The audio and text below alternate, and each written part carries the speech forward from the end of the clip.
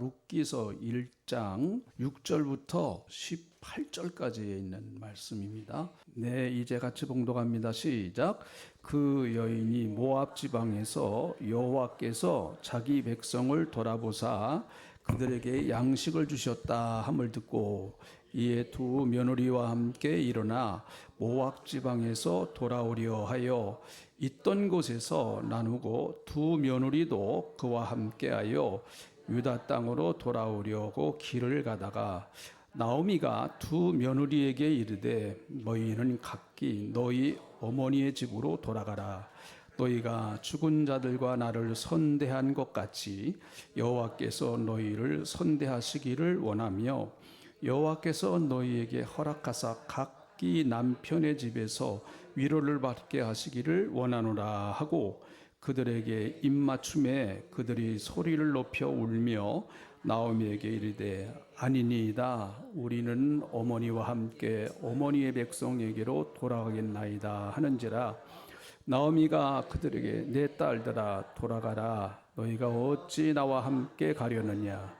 내 태중에 너희의 남편 될 아들들이 아직 있느냐.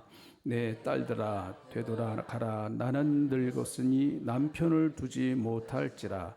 가령 내가 소망이 있다고 말한다든지 오늘 밤에 남편을 두어 아들들을 낳는다 하더라도 너희가 어찌 그들이 자라기를 기다리겠으며 어찌 남편 없이 지내겠다고 결심하겠느냐.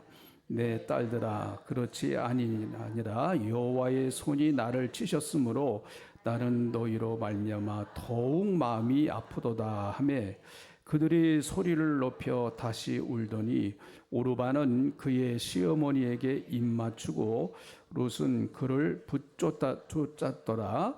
나오미가 또 이르되 보라 내 동서는 그의 백성과 그의 신하들에게로 돌아가나니 너도 너의 동서를 따라 돌아가라 하니 롯이 이르되 내가 어머니를 떠나서 어머니를 따르지 아니하고 가서 어머니께서 가시는 곳에 나도 가고 어머니께서 머무시는 곳에 나도 머물겠나이다.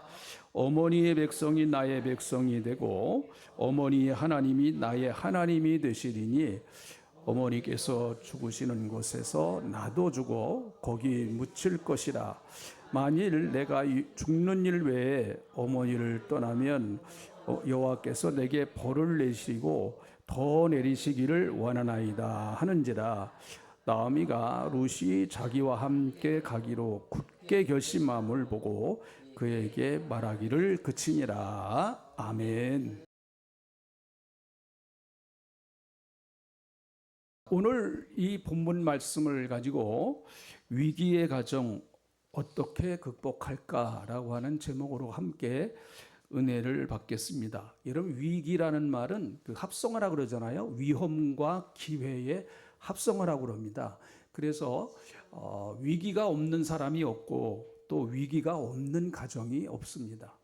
그저 늘 편안한 가정이 어디 있겠습니까? 늘 또 어려운 가정만도 아니죠. 위기는 언제나 우리에게 찾아올 수 있는데 그 위기를 어떻게 잘 극복하면 정말 기회가 되는, 예수 믿는 가정에도 위기가 오겠죠. 그 위기를 신앙 안에서 잘만 극복하면 도리어 하나님의 축복을 받는 좋은 기회가 될 것입니다.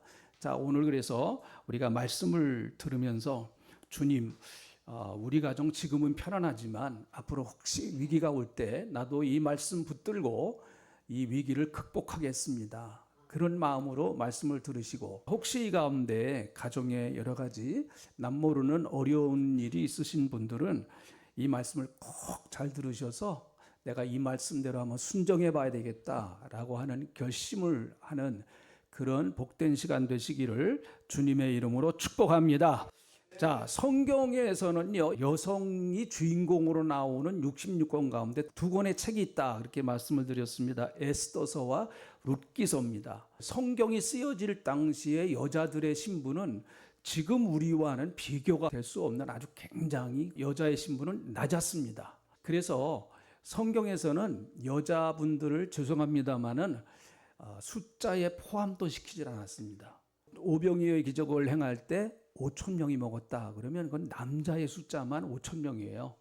그 당시 문화가 그랬었기 때문에 아마 성경도 그런 문화에서 기록됐기 때문에 아마 여자분들의 숫자는 빼지 않았나 그렇게 생각을 합니다. 그런 면에서 본다고 하면 한 책이 여자가 주인공으로 등장하는 이런 책이 성경에 기록되어져서 우리에게 지금까지 전해지고 있다고 하는 것은 아주 특별한 의미가 있다고 봅니다.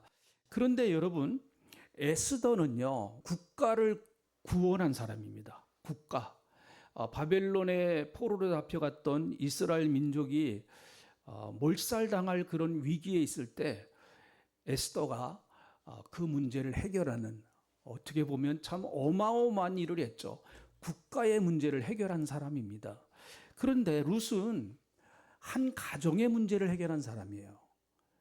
자, 에스더는 국가의 문제를 해결한 여자분이었습니다. 룻은 그냥 평범하게 가정의 문제를 해결한 여인이었습니다.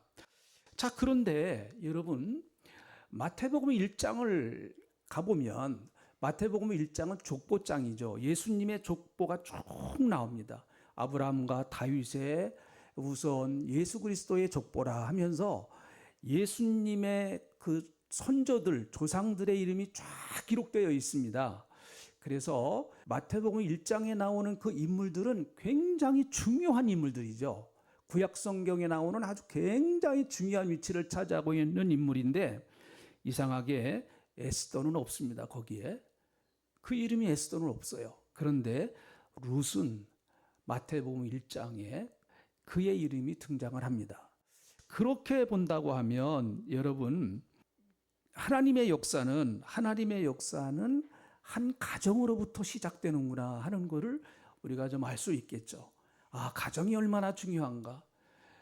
가정을 구원한 이 룻의 이야기가 성경에 이렇게 기록되어 있다고 하면 가정의 역사는 참 소중하고 귀한 것이다. 이렇게 말할 수가 있습니다. 여러분, 가정이 바로 서서 하나님의 뜻 가운데 정말 가정이 하나님의 축복을 받는다고 하면 그 가정을 통해서 하나님의 구원의 역사가 지금도 얼마든지 이루어질 수가 있습니다.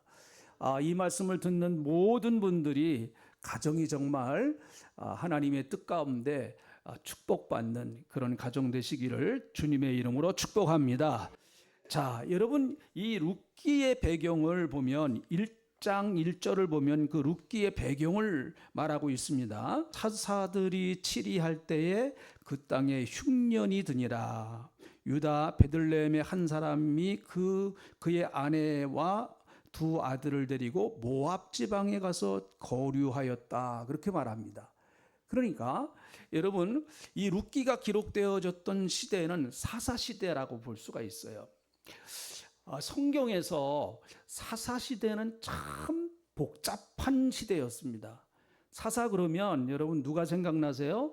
가장 대표적인 인물 삼손이 생각나죠. 삼손. 또 뭐 한 사람 더 하라 그러면 기드온 같은 사람. 아마 대표적인 인물이 삼손일 것입니다. 삼손의 생애가 사사시대의 모습을 보여준다고 할 수 있어요. 삼손의 생애가. 그만큼 사사시대는 하나님 앞에 시대 자체가 바로 서지 못했던 아주 영적으로 침울한 시대였었고, 영적으로 대단히 혼탁한 시대였었고, 영적으로 아주 대단히 어두운 시대였었다. 이렇게 말할 수가 있겠죠. 또 그뿐만 아니라 그럼에도 불구하고 거기다가 베들레헴의 흉년까지 들었습니다. 아마 베들레헴뿐만 아니라 그 지역 전체가 아마 큰 흉년이 찾아왔던 것 같습니다.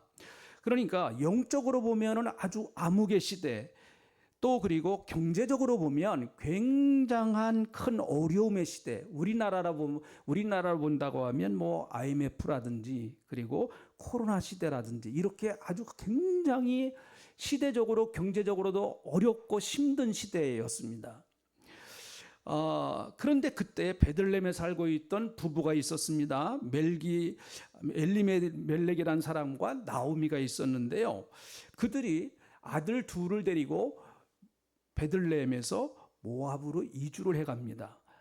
아마 그렇게 이주를 해가는 이유는 큰 흉년이 들었기 때문에 모압 땅에 가면은 그래도 좀 풍족하게 살지 않을까, 좀 여기보다는 낫지 않을까라고 하는 궁여지책으로 그들은 베들레헴에서 모압 지방으로 이사를 가게 되었죠. 자, 그런데 거기서 얼마간 살다가 여러분 이 가정에 불행이 찾아오기 시작하는데요. 우선 남편이 죽습니다. 남편이요. 무슨 이유로 죽었는지는 모르겠어요. 아마 사고로 죽었다든지 아니면은 심각한 병에 걸려서 죽었다든지 그렇게 될 것입니다. 자, 두 아들이 그곳에 가서 결혼을 했는데요. 첫째 아들 말론이라는 아들인데 그 아들이 모압 여인 오르바라고 하는 여인과 이제 결혼을 했어요. 둘째 아들 기련은 바로 오늘 이 본문 말씀의 중심인 룻이라고 하는 여인과 결혼을 했습니다. 자, 나오미는 두 아들 다 결혼시켰습니다. 며느리 이제 둘이 생겼습니다. 그래서 그냥 그래도 오손도손 행복하게 살려고 하는데 그만 얼마 가지 않아서 이 두 아들마저 죽어버리고 맙니다. 여러분, 남편 죽었죠.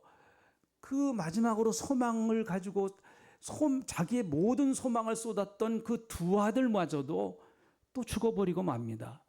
이제 이 가정에 남아있는 사람들은 과부 3명밖에 안 남았습니다. 여러분, 우리가 생각만 해도 참 끔찍한 일이죠. 과부 3명, 남편 죽고 아들 둘 다 죽고 과부 3명만 덩그러니 남아있는 이 가정, 여러분 이거보다 더 큰 위기와 어려움이 어디 있겠습니까? 아무런 소망도 없는 가정, 절망, 어두움, 죽지 못해서 살 수밖에 없는 이 가정, 여러분 눈물이 끊어지지 아니하는 가정, 한번 생각을 해보세요. 며느리 둘과 시어머니와 한 상에서 밥을 먹는데 그 참 어떻겠어요? 서로 밥맛이 나겠습니까? 남편 죽었죠. 아들 둘 다 죽었죠. 덜렁 며느리 2명 남아있죠. 아마 시어머니 마음은 참 찢어질 듯이 아팠을 것이고 두 며느리 또한 역시 그럴 수밖에 없었겠죠. 자, 그런데 여러분 룻기서의 결론을 가보면은 굉장한 사건이 일어납니다. 이 룻이 결국은 베들레헴으로 이주해서 보아스라고 하는 사람과 재혼을 하고 거기서 태어난 후손 중에서 누가 나오는가 하면 여러분 잘 알죠? 다윗이 나옵니다. 다윗이 나와요.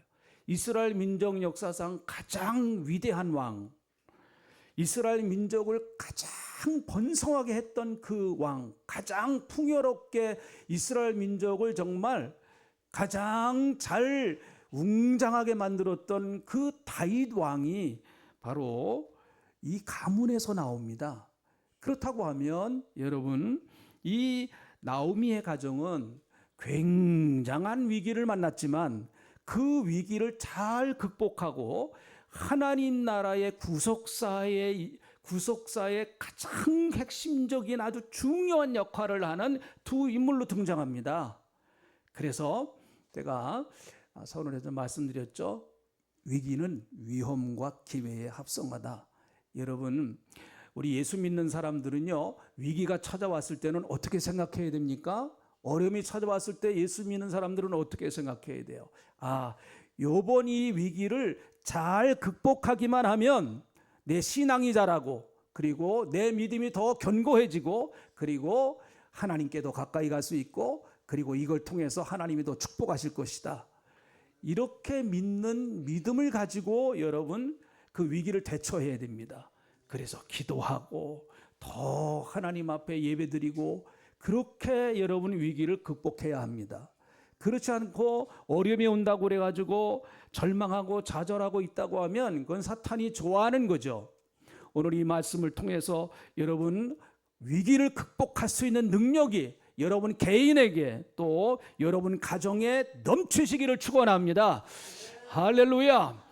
네, 자 그러면 불행할 수밖에 없었던 이 가정이 어떻게 위기를 극복하고 이렇게 하나님 앞에 축복받는 가정이 될 수 있었을까? 이 본문 말씀을 중심으로 해서 한 몇 가지만 좀 이렇게 찾아보겠습니다. 첫째는 시어머니와 두 며느리가 어려움 속에서도요, 서로 그 어려운 가정 가운데서도 서로가 서로의 아픔을 서로 이해를 합니다. 여러분, 이렇게 되었을 때 여러분, 이 가정이 감사보다는 원망이 더 먼저 나올 확률이 많아요. 시어머니가 막말을 하면 두 며느리에게 뭐라고 그럴까요? 제일 가슴 아픈 얘기가 뭘까요? 너희들 때문에 내 아들 2명 죽었다. 여러분, 이렇게 말할 수도 있는 환경이에요, 이게. 그러면 며느리들은 할 말이 없을까요? 시어머니한테 아이고, 웬 외국 남자 2남자 만나가지고 이 꼴이 뭐냔 말이에요. 그냥 우리나라 사람하고 결혼해야 되는데 괜히 국제 결혼해가지고 내가 이 꼴이 뭐야 도대체. 서로가 여러분 얼마든지 원망하고 불평하고, 만약 이렇게 됐다고 하면 이 가정의 문제는 더 깊은 수렁으로 빠질 수밖에 없었을 것입니다. 그런데 여러분, 이 세 여인은 며느리, 시어머니 서로가 그들이 당한 그 아픔을 서로가 이해를 하는 거예요. 여러분, 이제 본문 말씀을 한번 보겠습니다. 자, 6절에 있는 말씀을 보면 하나님께서 다시 베들레헴에 풍성한 양식을 주셨다라고 하는 이야기를 들었어요. 여호와께서 자기 백성을 돌아보셨다. 그 소식을 들은 나오미는 다시 고향 땅으로 돌아가기로 결심을 하고 고향 땅으로 가려고 합니다. 나오미 입장에서 보면 여러분, 모압 땅에 무슨 미련이 있겠어요? 자기 남편 죽었죠. 2 아들 죽었죠. 이런 모압 땅에 무슨 미련이 있겠습니까? 그래서 그 땅을 떠나서 그래, 고향에 가서 다시 살자 하는 마음으로 이제 떠나게 되었는데, 7절에 보니까 2 며느리를 데리고 함께 떠나게 됩니다. 2 며느리를 데리고 함께 떠나가요. 한참 가다가 여러분, 나오미가 2 며느리에게 뭐라고 얘기를 하는가 하면 8절에 보면 그런 내용이에요. 얘들아, 너희들 돌아가라. 돌아가서 재혼해서 새로운 가정을, 좋은 남자 만나서 새로운 가정을 만들어서 행복하게 살아라. 너희가 나를 따라와 봤자 너희들의 앞길은 캄캄하다. 그러니 내가 오면서 생각을 해봤는데 이런 아픔은 나 혼자 감당하면 된다. 이 어려움을 내가 너희들에게까지 물려주고 싶지를 않으니 너희들은 고향에 가서 좋은 사람 만나서 재혼해서 아들, 딸 잘 낳고 행복하게 살아라. 그 얘기가 8절에 있는 말씀이에요. 그 얘기가요. 자, 그 이야기를 들었을 때 2 며느리가 시어머니 너무나 고맙습니다 하면서 그냥 살랑 돌아간 게 아니고요. 2 며느리가 또 하는 얘기가 9절에 있는 말씀 한번 같이 읽어볼까요? 너무나 감동적인 이야기예요. 9절에 있는, 이게 며느리들이 한 얘기입니다. 같이 읽어봅니다. 시작. 여호와께서 너희에게 허락하사 각기 남편의 집에서 위로받게 하시기를 원하노라 하고 그들에게 입맞춤에 그들이 소리를 높여 서로 울었다. 그냥 이 세 여인이 말이죠, 끌어안고 서로 그냥 통곡을 하면서 울게 됩니다. 그리고 나서 며느리들이 10절에 있는 말씀을 보니까 이런 이야기를 합니다. 자, 10절까지 다시 한번 읽어봅니다. 10절까지 읽어봅니다. 시작. 나오미에게 이르되 아니니이다. 우리는 어머니와 함께 어머니의 백성에게로 돌아가겠나이다 하는지라. 네, 그들이 함께 소리 높여 목을 놓아서 울었습니다. 이건 굉장히 원뜻을 보면 굉장히 소리를 아주 엉엉 우는 그런 모습이에요. 여러분, 세 여인이 말이죠, 아마 성경에는 안 나왔습니다만 서로 끌어안는다든지 손을 잡는다든지 하면서 아마 정말 펑펑 울지를 않았겠습니까? 이런 울음 여러분, 남자분들보다 아마 여자분들이 더 이해하실 것 같아요. 남편 죽었죠. 2 아들 죽었죠. 시어머니는 고향으로 간다고 그러죠. 따라가다가 시어머니가 너희들 다시 돌아가서 재혼해라. 그 이야기를 듣는 그 두 며느리의 마음은 어떻게 했습니까? 그래서 서로가, 이것은 한 맺힌 울음일 수도 있고 신세가 처량한 울음일 수도 있고, 정말 인생이 꼬여도 어떻게 이렇게 꼬일 수가 있을까, 그런 여러 가지 회한에 찬 그런 정말 피 맺힌 눈물이지 않을 수 있겠습니까? 여러분, 그들은 서로가 괴로움을 함께 나누는 가정이었습니다. 참 이런 모습은 너무나 참 귀하죠. 13절에 있는 말씀도 보세요. 13절. 너희가 어찌 그들이 자라기를 기다리겠느냐, 어찌 남편 없이 지내겠다고 결심하겠느냐. 내 딸들아, 그렇지 아니하니라. 여호와의 손이 나를 치셨으므로 나는 너희로 말미암아 더욱 마음이 아프도다. 14절. 그들이 소리를 높여 다시 울더니, 시어머니가 두 며느리에게 하는 얘기가 무엇인가? 이런 환경은 내 잘못이야, 내 잘못. 하나님께서 나에게 벌을 내리시는 거야. 하나님이 나를 징계하시는 거야. 나는 지금 하나님 앞에 매를 맞고 있어. 너희들 잘못 아니야. 내가 잘못해서 이런 거야. 그러니 너희들, 이 온 책임은 내가 하나님 앞에서 내가 질 테니까 너희들은 고향 땅으로 돌아가라. 지금 이렇게 얘기하는 거예요. 참 아름다운 가정이죠. 반응이 별로 없으시네요. 아름다운 가정이죠. 좀처럼 보기 힘든 가정의 모습이라고 볼 수가 있겠죠. 그들은 괴로움을 함께하는 가정이었습니다. 그들이 기쁜 일이 있으면 함께 즐거워하고, 함께 웃고 즐거워하고, 또 슬픈 일이 있으면 함께 슬퍼했습니다. 로마서 12장 15절에 있는 말씀을 보면 이런 말씀이 있습니다. 같이 한번 읽어보시죠. 우리 교회도 정말 이렇게 됐으면 좋겠고요, 여러분 가정도 이렇게 됐으면 좋겠어요. 같이 읽어봅니다. 시작. 즐거워하는 자들과 함께 즐거워하고 우는 자들과 함께 울라.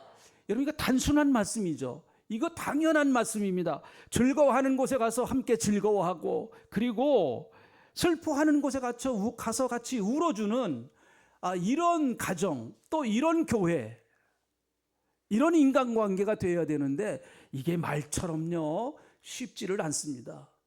말처럼 쉽지를 않아요. 남들은 즐거워하는데 그 즐거움을 내가 그대로 받아들이기가 어려워요. 저 인간은 뭐가 저렇게 잘나서 그렇게 잘 되는가? 상대방의 성공을 진심으로 축하해 주지 못하는 그런 환경이 참 요즘은 많습니다. 그리고 상대방이 울 때, 여러분, 울 때 말로는 위로하지만은 내가 그럴 줄 알았다. 속으로는 말이죠. 내가 그럴 줄 알았어. 잘 됐다. 요번에 혼 한번 나봐라. 이런 마음을 가지고 혹시 가정에서, 여러분 부부 사이도 그렇고요, 특별히 부부관계에서 여러분 혹시 그러지는 않았나? 남편의 즐거움이 나의 즐거움이 되고, 남편의 슬픔이 나의 슬픔이 되고, 그리고 자녀의 슬픔이, 그건 당연히 부모님의 슬픔이죠. 부모님의 아픔이 당연히 자녀들의 아픔이 되어야 됩니다. 그것이 정상적인 가정의 모습이죠. 정상적인 가정의 모습입니다. 예수님은 나사로의 무덤 앞에 가셔서 제일 먼저 하신 것이, 내가 나사로를 살릴 거니까 걱정하지 말아라. 나 능력 있어. 나사로 조금 이따 나올 거야. 염려하지 마. 이렇게 말씀하시지 않더라고요. 예수님은 나사로의 무덤 앞에 가셔서 아무 말씀도 안 하시고 그냥 거기서 우세요. 우십니다. 조금 이따 살릴 건데 뭘 우세요? 야, 울지 마. 조금 이따 내가 살릴 거야. 재수 없이 울기는 왜 울어? 이렇게 안 하셨다니까요. 인간의 가장 최고의 아픔이 죽음인데, 그 죽음 앞에 슬퍼하는 그 두 자매, 그 아픔을 예수님도 함께 나누시는 거예요. 그래서 슬퍼하시는 거예요, 같이. 저는 이런 예수님이 참 좋습니다. 이런 예수님이 좋아요. 내 아픔을 아시고 내 힘든 걸 아시고 같이 그 아픔에 동참해 주시는 그 예수님. 여러분, 그 복음성가 가운데서 누군가 널 위해 기도하네라고 하는 복음성가가 있어요. 참 이 복음성가가 은혜스러운 복음성가입니다. 가사가 이래요. 아마 아시는 분들 뭐 다 아시죠. 당신이 지쳐서 기도할 수 없고 눈물이 빗물처럼 흘러내릴 때 주님은 아시네. 당신의 약함을 사랑으로 돌봐주시네. 누군가 널 위하여 누군가 기도하네. 내가 홀로 외로워서 마음이 무너질 때 누군가 널 위해 기도하네. 이러면 어떻습니까? 내 마음이 다 무너지고 내 형편이 다 허물어졌을 때 그래, 한번 같이 기도해보자. 한번 같이 기도해볼래?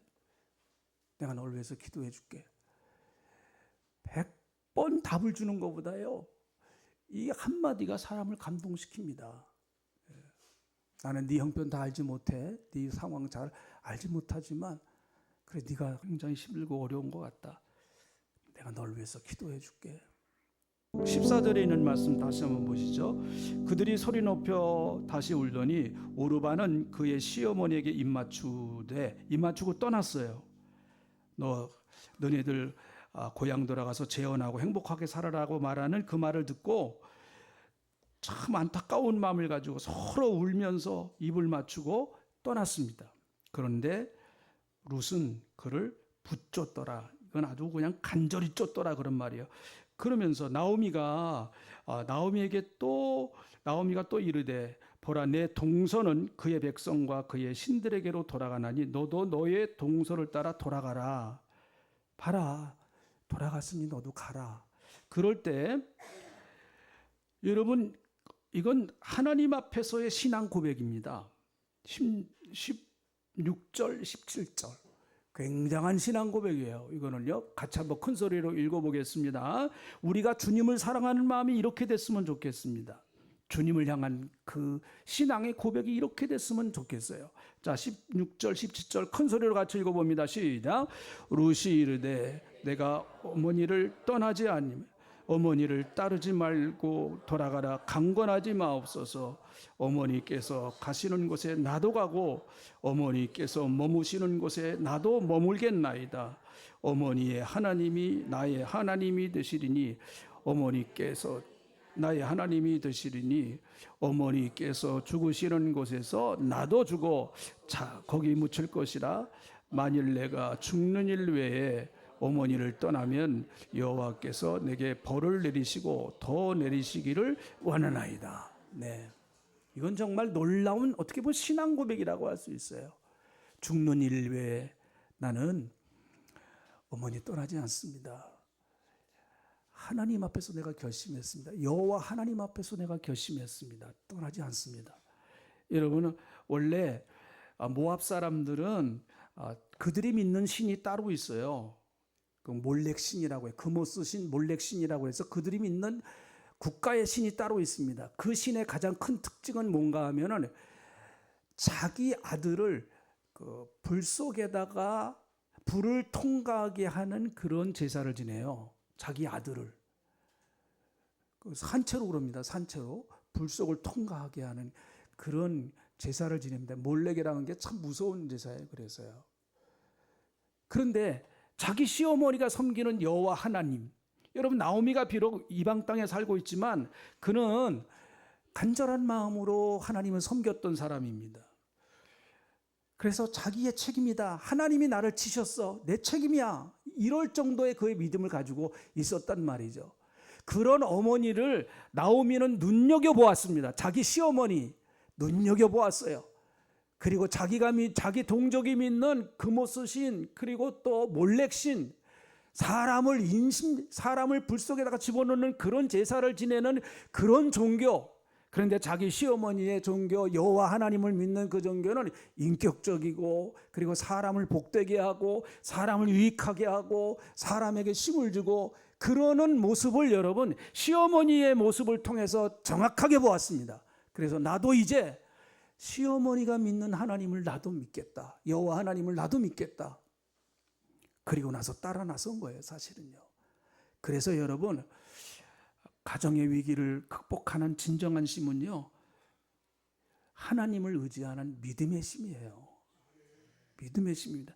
여러분, 첫째 며느리 오르바를 우리가 나쁘다고 얘기할 수 있을까요? 오르바를요?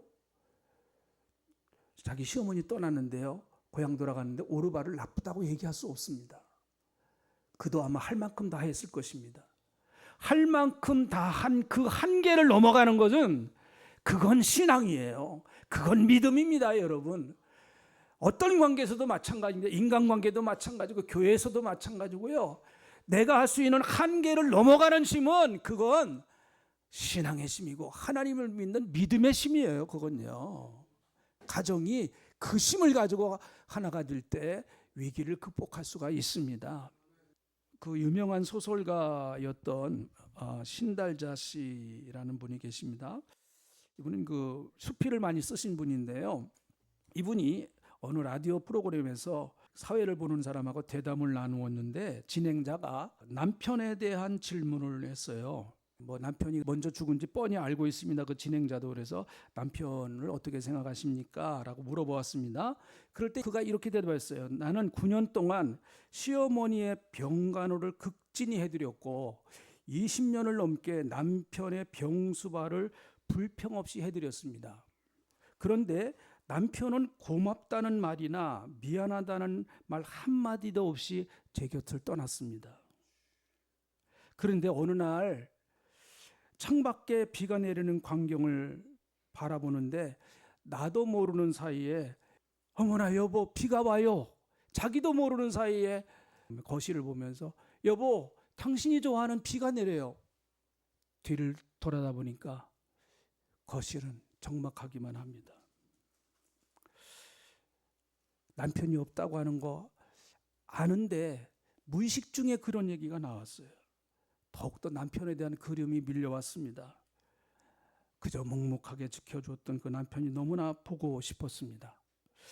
그러면서 마지막으로 이런 이야기를 합니다. 남편이라고 하는 존재는 아내에게 무엇을 해주는 사람이 아니라 그냥 옆에 있어 주는 것만으로도 고마운 인생의 영원한 동반자가 아닐까요? 우리는 너무 서로가 많은 것을 바랍니다. 그래서 내 옆에 있어주는 것만 해도 감사한 거죠. 고마운 겁니다. 이게 신앙의 힘 아니겠습니까?